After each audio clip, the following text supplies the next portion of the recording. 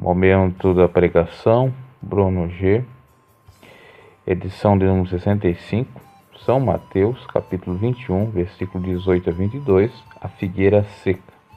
Leamos o texto sagrado. E de manhã, voltando para a cidade, teve fome. E, avistando uma figueira perto do caminho, dirigiu-se a ela, e não achou nela senão folhas, e disse-lhe: Nunca mais nasça fruto de ti. E a figueira secou imediatamente. E os discípulos, vendo isso, maravilharam-se, dizendo: Como secou imediatamente a figueira? Jesus, porém, respondendo, disse-lhes: Em verdade vos digo que, se tiverdes fé e não duvidardes, não só fareis o que foi feito à figueira, mas até se a este monte disserdes: Erga-te e precipita-te no mar, assim será feito. E tudo o que pedirdes na oração, crendo, o recebereis. Então Jesus, depois de entrar triunfantemente na Cidade Santa, por Jerusalém, por curar enfermos, por expulsar os cambistas do templo e descansar em Betânia, que significa casa de aflição, ele teve, portanto, vontade de prosseguir. E para prosseguir era necessário se alimentar, porque estava com fome. Portanto, Jesus, logo de manhã, quando ele iria para uma outra cidade, ou voltar para a cidade dele, então teve fome. Imagine você, quando vai viajar, se não tiver mantimentos, se não for precavido, tiver fome e não tiver o que comer, como é que fica? Fica desesperado. Você fica psicologicamente aflito. Você fica até mesmo com seu humor bem alterado, para baixo. Você fica até mesmo indignado. Então, é compreensível a atitude de Jesus. Ele estava com fome. O alimento possivelmente teria acabado. Não queria ser pesado aos discípulos ou irmãos. Tinha ali diante dele uma figueira que produz figos. Estava aquela figueira exuberante, com folhas.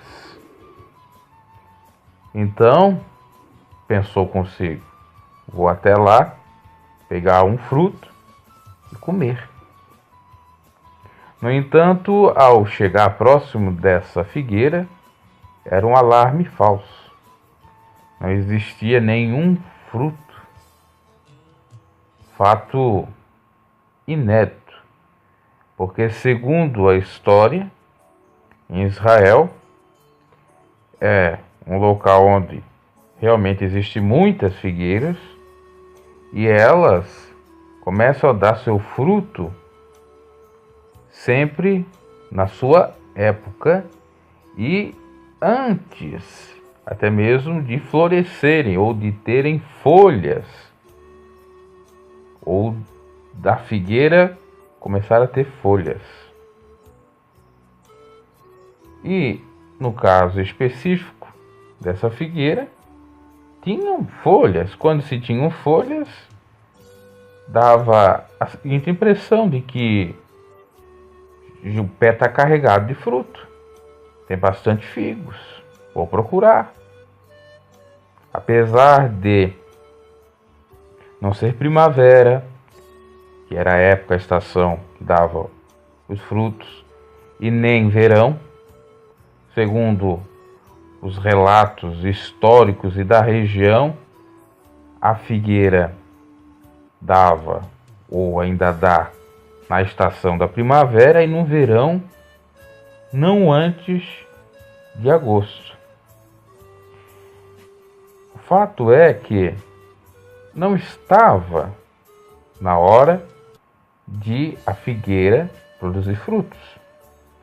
No entanto, a sua aparência denotava que ela tinha saído, com relação às outras figueiras, tinha sido mais antecipada, digamos assim, e estaria dando frutos, porque tinha folhas.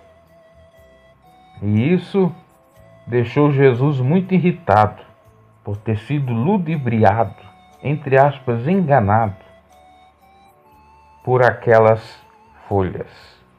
Folhas essas que podem representar exatamente o farisaísmo vegetal, vou colocar assim, nessa expressão, que é o ser mesmo não sendo nada, o aparentar ser e não ser nada, a hipocrisia, o dizer faço o que eu digo, mas não faço o que eu faço, o estipular cargas e julgos para o próximo, não colocando o dedo em nada, julgar o próximo e não ver em si os seus próprios erros, né? E tantos outros exemplos. Ser sepulcro caiado, bonito por fora, podridão por dentro. Então, isso indignou Jesus. E indigna Deus mesmo.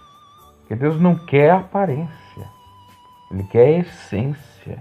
Todo aquele que usa de engano na casa do Senhor, esse não permanece.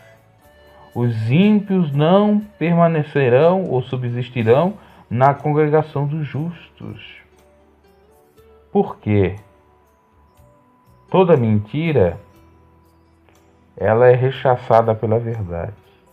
Deus é a verdade que nos liberta. Jesus é essa verdade. Quando aceitamos, somos libertos. E temos que ter uma nova vida, adorando a Deus em espírito e em verdade e sendo verdadeiros. Diferente do homem de outrora, da mulher de outrora, que vive segundo seus caprichos, segundo os seus próprios desejos, concupiscências carnais, e fazendo aquilo que o pai da mentira gosta. Mentir, aparecer, ser hipócrita. Veja que Jesus não aceita, não compactua com a mentira, com a falsidade, com o aparentar ser e não ser. Aquela expressão comumente conhecida da mulher de César, não basta ser, aparentar ser já é o suficiente. Isso para Jesus seria um assinte, seria uma aberração. É uma aberração. É abominável. Então, portanto, sejamos, meus caros, verdadeiros. Jesus não estava condenando o não dar frutos.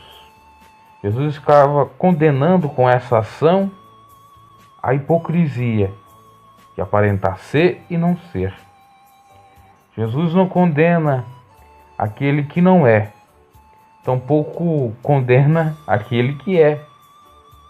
O que ele condena é o meio termo, é o aparentar ser e não ser, é aparentar o não ser e ser. Isso no Evangelho não é aceito. Quem procede dessa forma não será prosperado pelo Evangelho da paz, não será aceito por Cristo. Assim como os religiosos da época não eram, assim como os fariseus não eram, os escribas, que sabiam tudo da lei e não aceitavam Jesus como um suficiente Salvador, como Filho de Deus, e muito menos que as profecias estavam cumprindo em Jesus. Esse ato, apesar de ser literal, também tem um simbolismo com relação a toda a atitude dos beatos hipócritas da época dos fariseus. Aqui podemos meditar tanto no viés exatamente da hipocrisia, como também no viés de que Quando Jesus chega até um lugar, até você, e exige algo, e você não tem para dar, você é amaldiçoado. Quando Jesus quer que todos nós produzamos os frutos do Divino Espírito Santo, a paz, o gozo, a alegria, a temperança, a mansidão, aqueles novos frutos que estão lá em Gálatas, e nós não damos esse fruto, o que ele falou numa outra parábola? Que é cortada a árvore pela raiz, que não dá fruto. Aqui a figueira foi amaldiçoada por conta da hipocrisia. Aparentar ser uma coisa e não ser. A árvore que não dá fruto no tempo, na estação, quando é para dar, que no caso não estava no momento da colheita, da ceifa. Agora, quando há o momento da ceifa e não tem o fruto, realmente ela é cortada, o mal pela raiz. Ou melhor dizendo, a árvore pela raiz. Então, duas coisas que desagradam a Deus: a hipocrisia e o não ser temente a Deus. Não estar preparado ou não dar valor à palavra de Deus. Fazer pouco caso. Então, meus caros, como dizia, essa passagem da figueira seca, também existe uma outra interpretação, que seria exatamente o poder que Deus dá a todo aquela que é fiel a Ele, para pisar toda haste, toda serpente, toda espécie do maligno, não fará dano algum. O poder que Deus dá a cada um que realmente é servo, fiel a Ele e tem fé, para lançar maldição naquilo que se faz jus receber a maldição. Aí muitos vão pensar assim: mas isso não é contraditório ao que Jesus disse, que era para nós bendizer aqueles que nos amaldiçoam? Aqui, meus caros, é uma exceção à regra. Aqui é algo mais específico, restrito a aquele e aquela que conhece o Evangelho. Aquele e aquela que faz pouco caso ou impede do Evangelho ser propagado. Porque nós vemos em outra passagem, aí já pelo servo de Deus, o apóstolo Paulo, que existia um certo sujeito que queria impedir a propagação do Evangelho, da pregação para alguma alma aceitar a Jesus. E esse sujeito inoportunava, era inoportuno, era um sujeito que queria criar problema, dissensão. O apóstolo Paulo, na autoridade que Deus lhe deu e no dom de amaldiçoar, disse para ele: filho do diabo, fica cego aí. Ele ficou cego na mesma hora. Eu vou até ler o versículo, senão você vai dizer: não, o Bruno está inventando da cabeça dele, isso não existe, está querendo criar uma doutrina que não é de Deus, é uma heresia. Vai lá então em Atos dos Apóstolos, capítulo 13, versículo 7 em diante. Leamos: o qual estava com o procônsul Sérgio Paulo, varão prudente, esse chamando assim Barnabé e Saulo, que era o apóstolo Paulo. Procurava muito ouvir a palavra de Deus, ou seja, ele era sedento, ávido pela palavra do Senhor, o procônsul Sérgio Paulo. Mas resistia-lhes um tal de Elimas, o encantador, que assim se interpretava o seu nome, procurando apartar da fé o procônsul, autoridade ali romana. Todavia, Saulo, o apóstolo Paulo, que também, aí diz o versículo, chama Paulo, cheio do Espírito Santo, grife, cheio do Espírito Santo, e fixando os olhos nele, disse: ó filho do diabo, cheio de todo engano e de toda malícia, inimigo de toda justiça, não cessarás de perturbar os retos caminhos do Senhor? Versículo 11. Eis aí, pois agora, contra ti a mão do Senhor, e ficarás cego, sem ver o sol por algum tempo. E no mesmo instante a escuridão e as trevas caíram sobre ele. E andando à roda buscava quem o guiava pela mão. Então o procônsul, vendo o que havia acontecido, creu, maravilhado da doutrina do Senhor. O Espírito de Deus, na vida do apóstolo Paulo, se manifestou com o dom da maldição ou da repreensão, fazendo com que as palavras do apóstolo Paulo se confirmassem e Elimas ficasse cego. Aí eu quero agora esses teólogos que ficam pregando o amor, tem que perdoar, tem que ter amor, tem que receber o bem com o mal, tem que abençoar, melhor dizendo, os que nos amaldiçoam, né? Só que existe exceção à regra. No caso aqui específico, Elimas estava impedindo de Sérgio Paulo receber a palavra, de ouvir a palavra do Senhor. Estava perturbando a obra de Deus. Os perturbadores sofrem. Os perturbadores levam o veredicto de maldição. Os perturbadores da obra, não os perturbadores do tipo Elias, que era um servo de Deus e estava perturbando para o bem e não para o mal. Acabe, o rei que estava em pecado, que era de Israel, que tinha pecado por ter casado com Jezabel, que era de outra nacionalidade, outra localidade, mulher estrangeira, melhor dizendo, e que fazia com que ele adorasse outros deuses. Ele, praticando iniquidade, dizia que aquela repreensão era dele próprio e ele era o perturbador de Israel. Mas não era.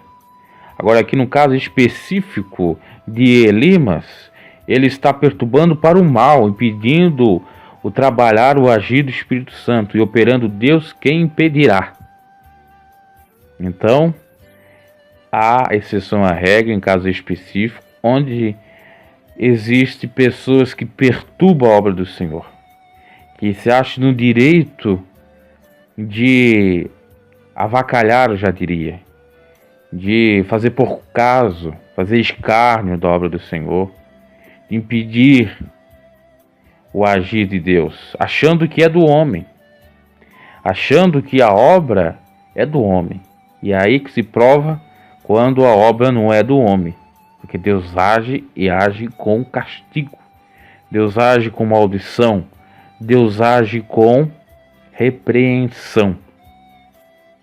E ali também esse fato ocorreu para mostrar ao procônsul que de fato o Espírito Santo estava na vida do apóstolo Paulo, tudo que ele falava se cumpria, e que realmente aquela obra era de Deus e não dos homens.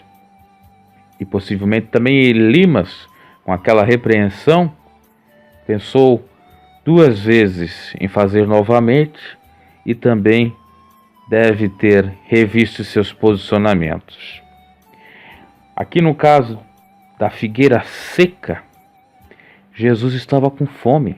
Eu já disse no início, quando uma pessoa está com fome ou fome extrema, ela tem problemas de ordem psicológica, afeto psicológico da pessoa. Ela fica irritada, irritadíssima. Isso é a mesma coisa que ocorreu ali com o apóstolo Paulo. Queria pregar e não dava. O sujeito estava impedindo. A Bíblia diz para nos irar e não pecar, não pôr o sol sobre a nossa ira. E o pôr o sol ou não pôr o sol sobre a ira é exatamente não levar desaforo para casa, quando obviamente é necessário assim fazer. Existem situações que o melhor a ser feito é ficar em silêncio, buscar outros meios para contornar a situação e não atacar. Agora, existem situações que é necessário atacar. E no caso específico de Jesus, então, ele estava com fome. Imagina você com fome por mais de um dia. A irritação. Imagina você com fome. É comprovado, inclusive, que os animais, quando ficam sem comer, sem beber, isolados, eles ficam mais violentos, mais agressivos. Imagina, os animais. E tem animal que consegue até aguentar bastante dia sem comer. E o ser humano que não foi feito para ficar bastante dia sem comer. Jesus conseguiu, melhor dizendo, ficar 40 dias e 40 noites jejuando. Mas o homem natural, que não tem a natureza divina, porque não veio do fruto do Espírito Santo, ele não consegue fazer isso, a não ser só com água. Deve existir alguém que consiga, mas são pouquíssimos, raríssimas exceções. Então, perceba, Jesus estava já um pouco irritado e amaldiçoou ela. Amaldiçoou porque ela enganou, a figueira enganou. Amaldiçoou ela porque ele queria comer e não tem. Ele amaldiçoa porque é necessário fazer isso para que sirva de lição para todos, inclusive para os discípulos. Então, veja que tanto essa passagem como a outra, a de Paulo já falada aqui, dá embasamento para que o homem de Deus, a mulher de Deus, quando se ver coagido e a situação não tiver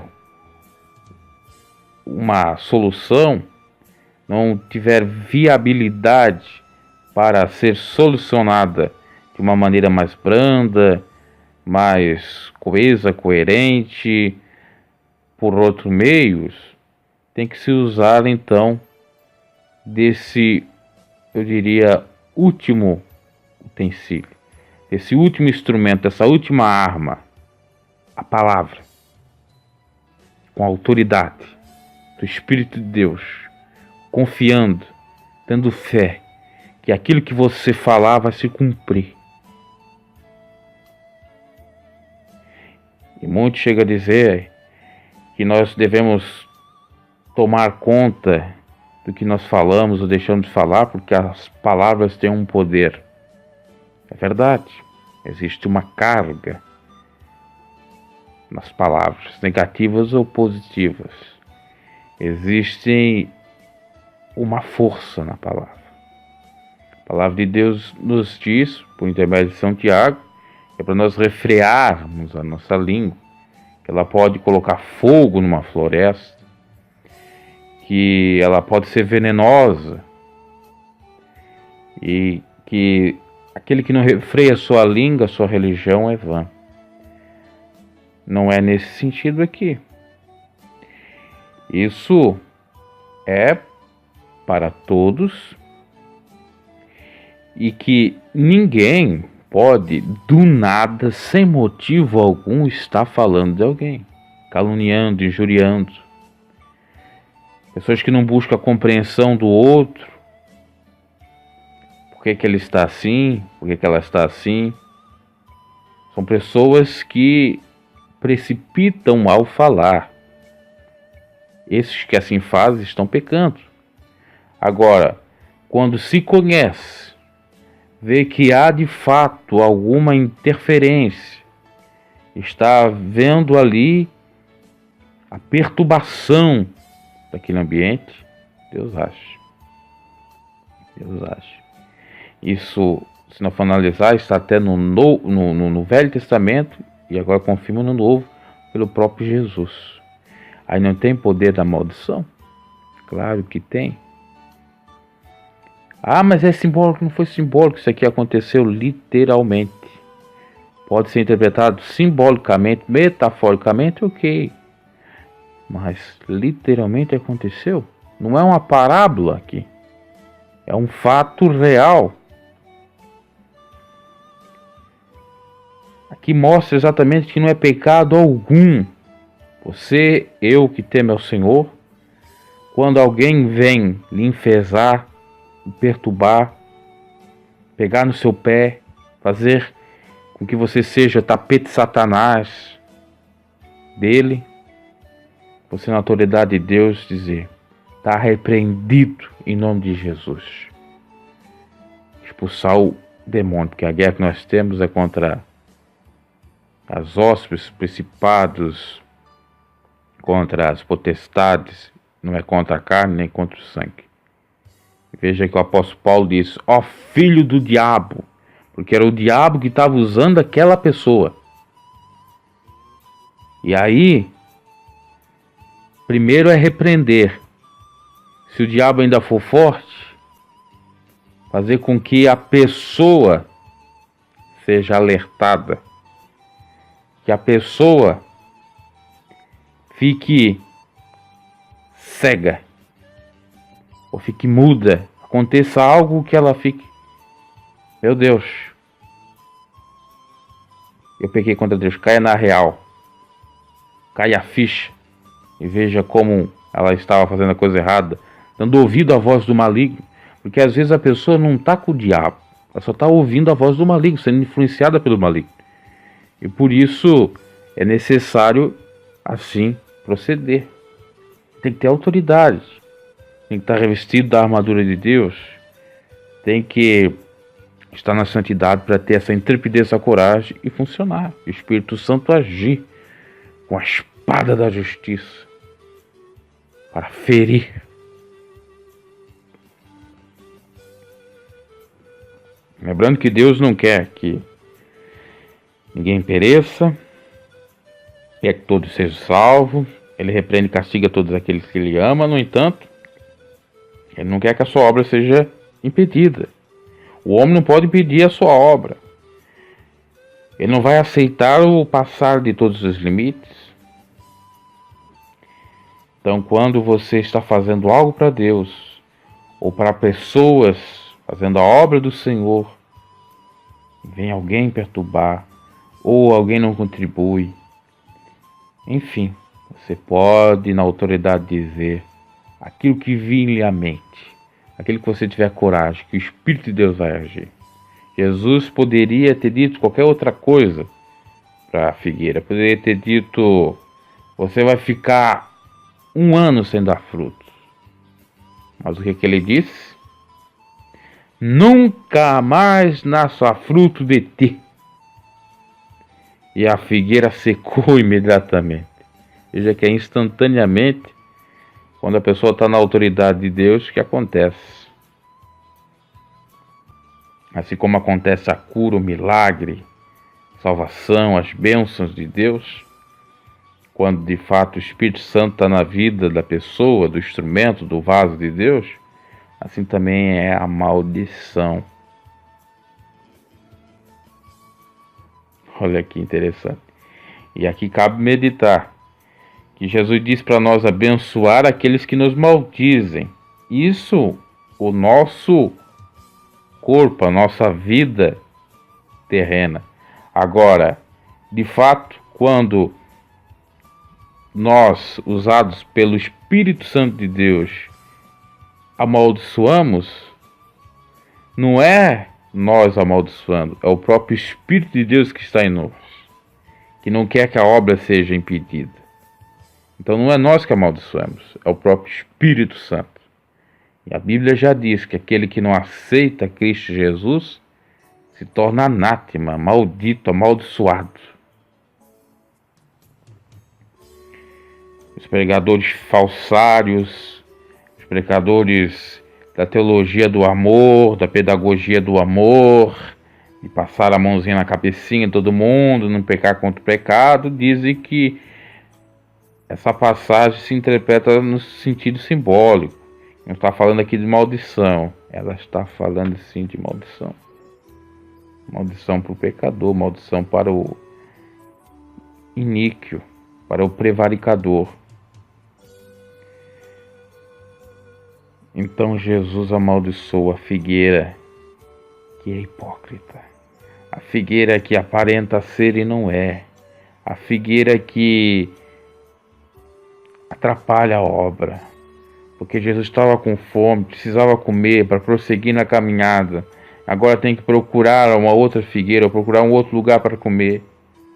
Por isso que ele se indignou da tal forma e fez o que fez.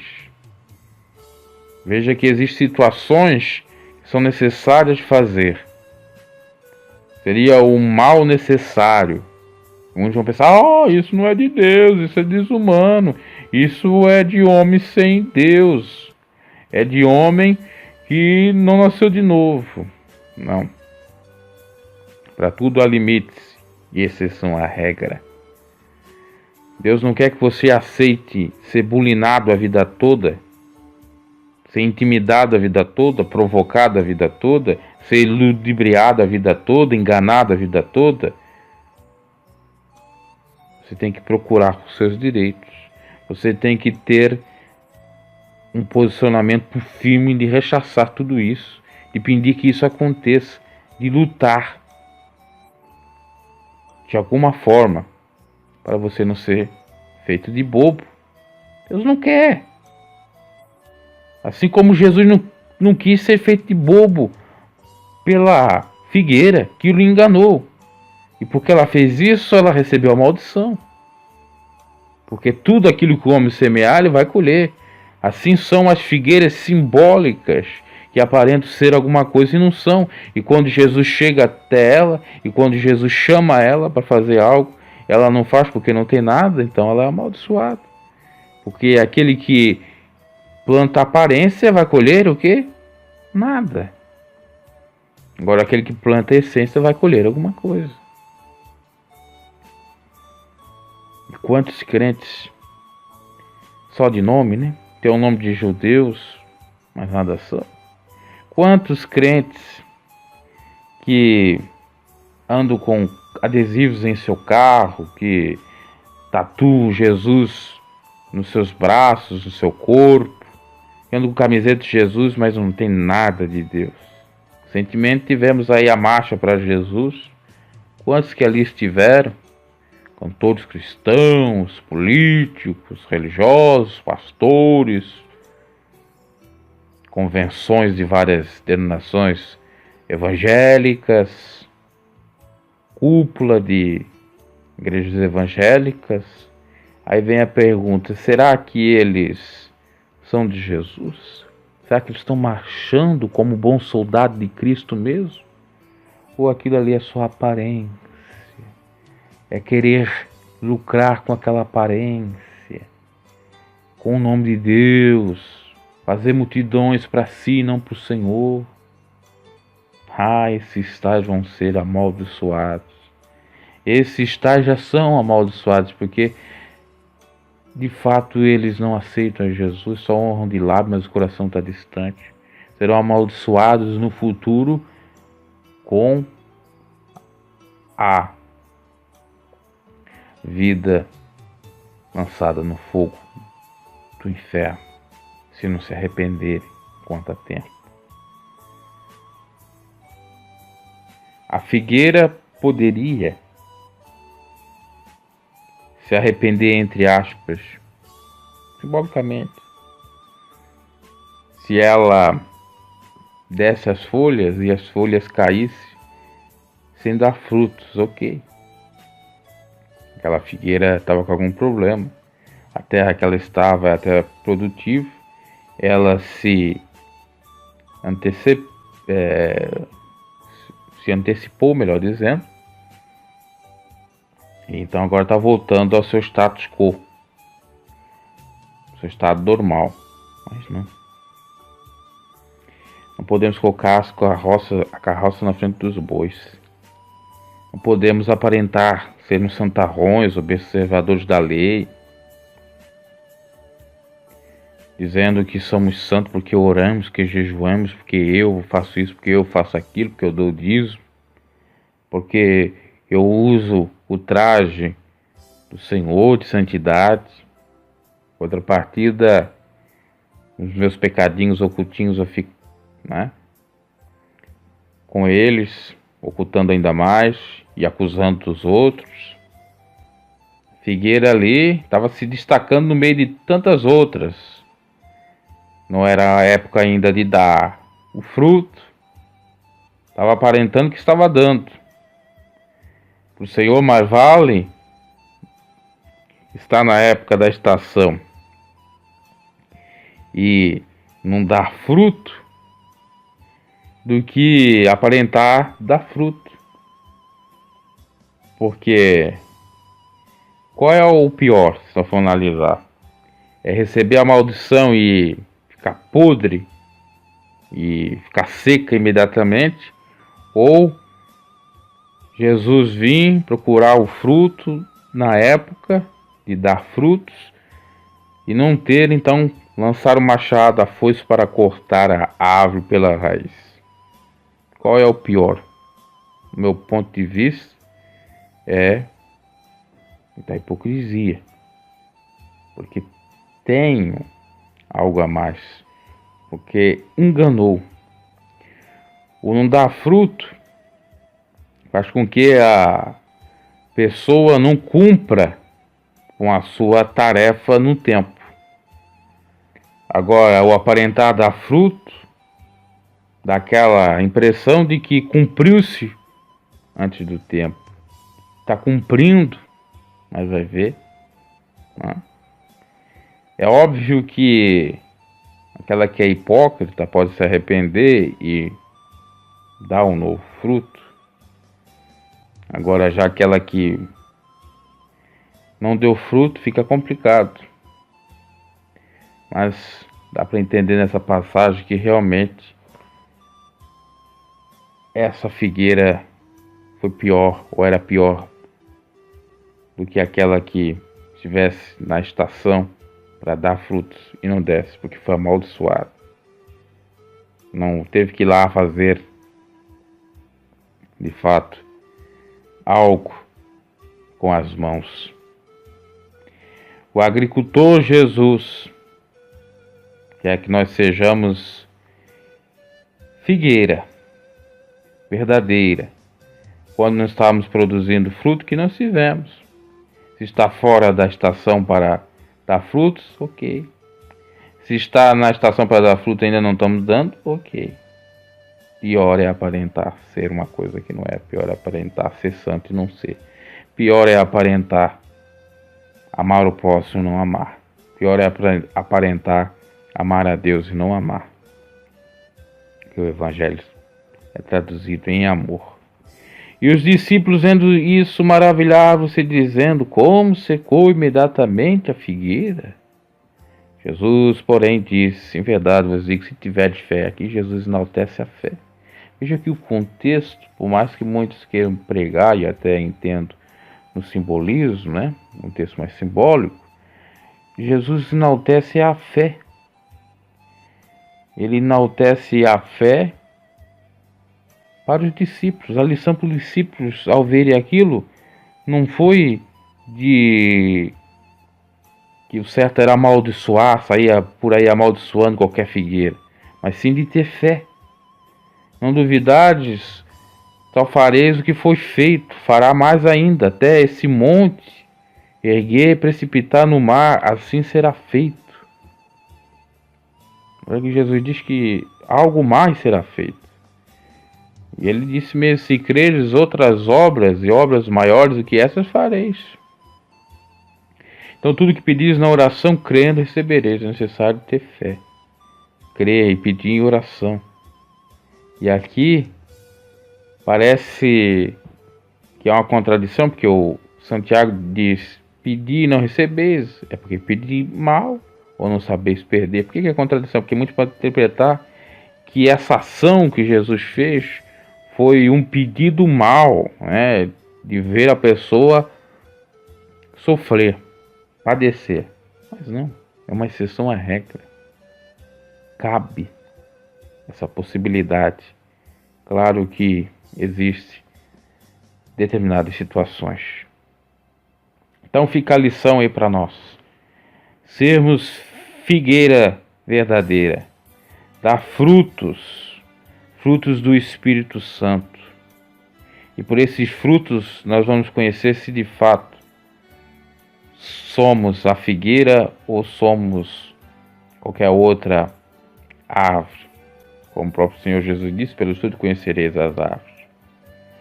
E se tivermos fé, tudo que pedimos, receberemos. Até mesmo o pedir, entre aspas, o mal. Entretanto, o que é necessário, acontece. Se nós pedirmos para o Senhor tomar conta da nossa causa, pelejar pela nossa vida, pelejar por nós, Ele peleja.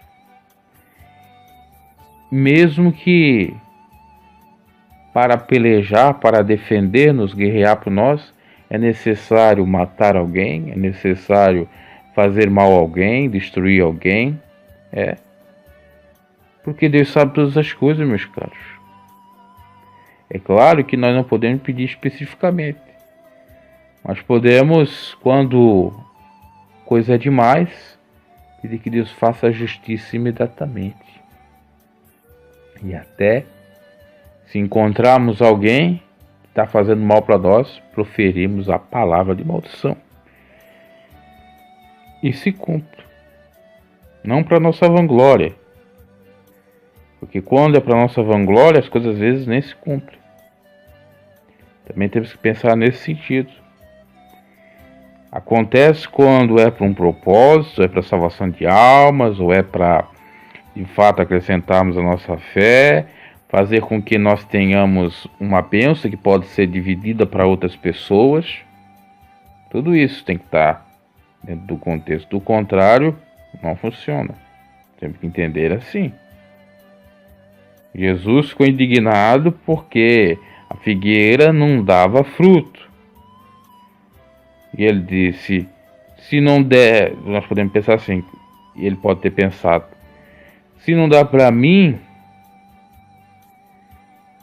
não vai dar para os outros. Se tu enganasse a mim, tu não vais enganar os outros. Se tu enganasse a mim, eu quero que tu não engane os outros. Por isso foi necessário fazer isso. E às vezes é necessário que algo aconteça com relação ao trem para que outros não sofram. Imagine se você não for até a delegacia denunciar alguém que anda lhe enganando, que é um estelionatário, que é um batedor de carteira. Você pode ser uma outra vítima, aliás, novamente a vítima. Outras pessoas podem ser a próxima vítima, inclusive a tua família. E se você for raciocinar, você vai ter que pensar nesse sentido. Oxa, eu tenho que ir lá entregar, porque senão ele vai fazer mais mal ainda. E aqui foi exatamente isso. Olha, tu me enganaste, porém foi o primeiro e o único, porque não vais mais enganar ninguém. E é assim que funciona. No caso específico do apóstolo Paulo, estava perturbando. Se tu perturbasse aqueles que não tinham o dom de Deus, se tu perturbasse isso, possivelmente o apóstolo Paulo pensou. Se tu perturbasse aqueles que tu achavas que não tinham de Deus e não aconteceu nada, ok, agora comigo é diferente. E comigo é uma única vez. Acontecer assim. Para que da próxima vez você pense várias vezes antes de fazer, contra mim ou qualquer outro servo de Deus. Então veja que é aquilo que seria chamado em direito penal da última ratio, da última ação, da última intervenção. Não tem outra solução, viabilidade. Então, meus caros, lição para encerrar. Sermos figueira, de fato, não enganarmos ninguém, sermos cristãos de fato, santidade, procurando ser o mais sincero possível, até mesmo quando cairmos, sermos sinceros, reconhecendo nossos pecados, ensinando os demais a assim ser. Não vamos aparentar, ostentar aquilo que nós não somos, porque mais vale o ser do que o ter, e o ter às vezes é mentiroso, hipócrita. Vamos ter fé para fazer obras maiores em nome de Jesus, para a propagação do seu evangelho e para a salvação das almas. E vamos ter coragem para exercer os dons de Deus, para que as coisas aconteçam, algo extraordinário aconteça, para que o inimigo seja envergonhado, para aquele que está sendo despreciado pelo inimigo seja também de alguma maneira tocado. E se não quiser ser tocado, então que pague inclusive o preço para ser salvo. Aquilo que o apóstolo Paulo até disse para aquele enteado que estava cometendo ato incestuoso com a sua madrasta na igreja de Coríntios. Olha, que a sua carne seja entregue a Satanás para que seu espírito seja salvo. Muitos interpretam dizendo que aquele Satanás é simbólico, porque de acordo com a tradução do grego, a palavra original grega, quer dizer não necessariamente Satanás, o diabo, ser entregue, mas sim ser entregue às suas próprias paixões, seus próprios deleites, para que ele reveja seus pensamentos, para que ele sofra a consequência e seja salvo. Pode ser, mas Paulo falou daquela forma, não é verdade? Não é uma forma rígida, não é? Porque se não houver rigidez, se não houver de fato repreensão, e Deus não fizer justiça primeiro na sua casa, muitos vão se escandalizar, vão perder o temor e vão perecer também, né? Por isso que é necessário certas coisas acontecerem, para que haja temor, como aconteceu na igreja primitiva, quando Ananias e Safira tentaram surrupiar uma graninha, né, para eles, né? Quer dizer, receber eles queriam, agora doar não queriam. Receber tudo eles queriam, mas doar tudo eles não queriam. E aí eles caíram mortos. E aquilo serviu para dar temor a todos e prosseguir na jornada. Então assim as coisas sucedem. E Deus sabe todas as coisas, todos os propósitos, e nos usa quando nós estamos realmente em comunhão com Ele, da maneira mais certa e sábia, nos dando direção para assim procedermos. Que Deus os abençoe. Essa foi mais uma pregação aqui, no conteúdo edificante para o momento da pregação.